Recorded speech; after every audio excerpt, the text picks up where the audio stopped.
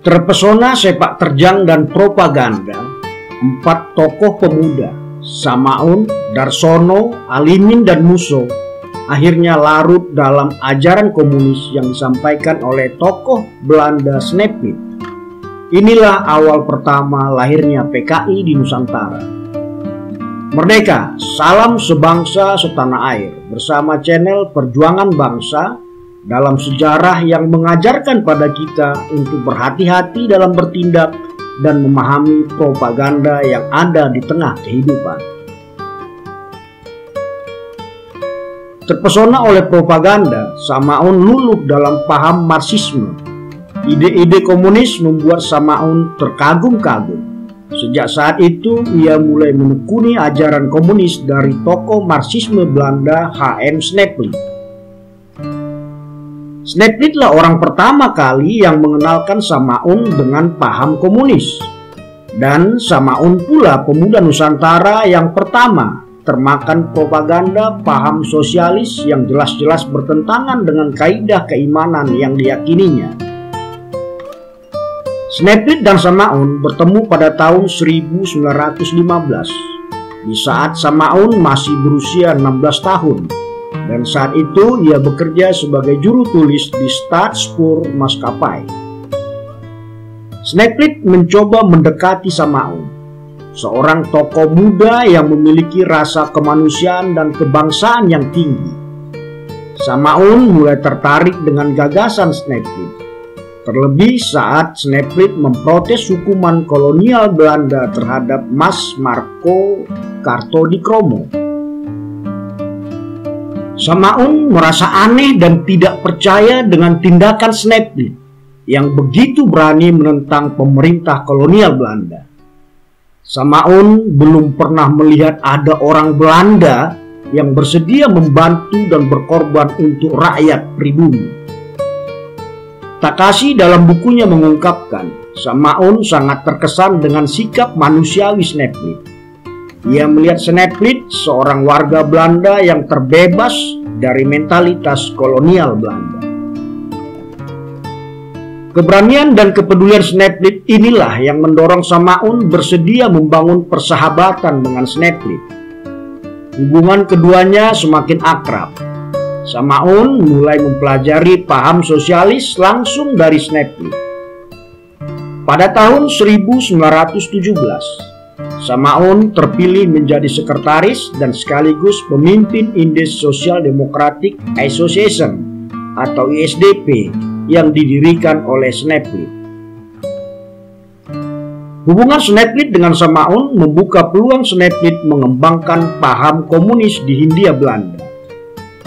Berkat dukungan Samaun pula, Sneplit mulai mengenal Darsono yang saat itu tergabung dalam Sarekat Islam.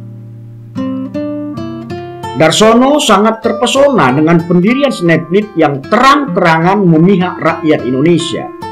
Terlebih pada saat sidang di tahun 1917. Darsono dengan mata kepala sendiri menyaksikan Sneplit rela mempertaruhkan karirnya di kantor dagang company dan rela pula kehilangan gaji 1.000 gulden setiap bulannya hanya untuk membela rakyat pribumi.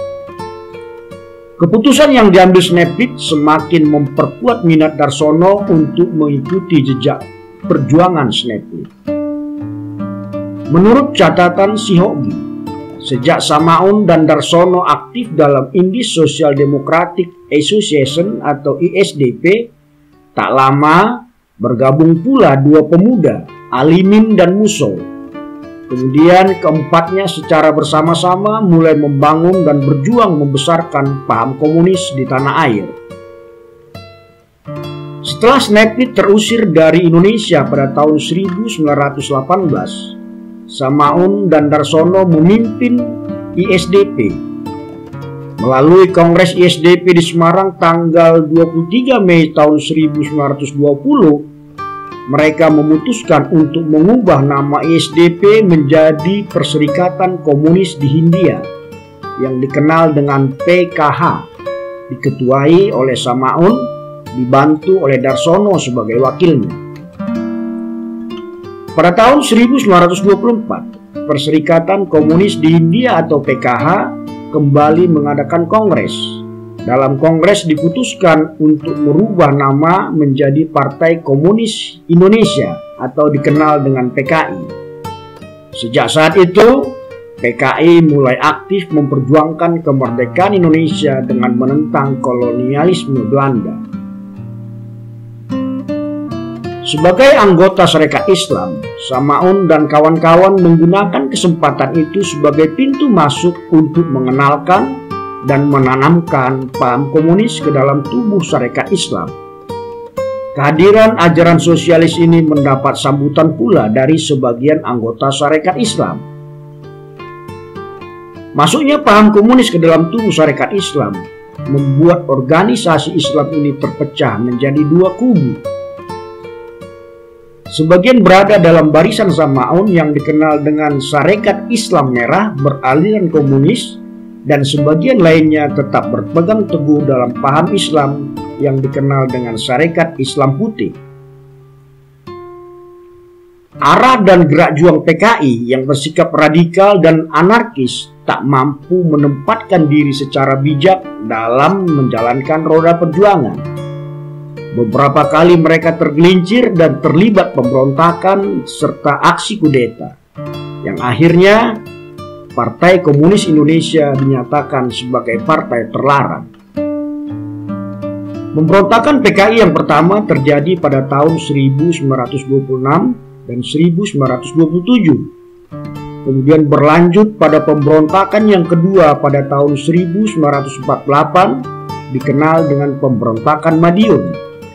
Untuk terakhir kalinya, pemberontakan PKI yang ketiga pada tahun 1965 atau dikenal dengan gerakan G30S PKI.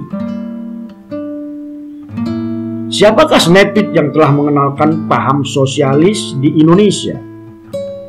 Henk Sneplit lahir pada 13 Mei 1883 di Rotterdam, Belanda.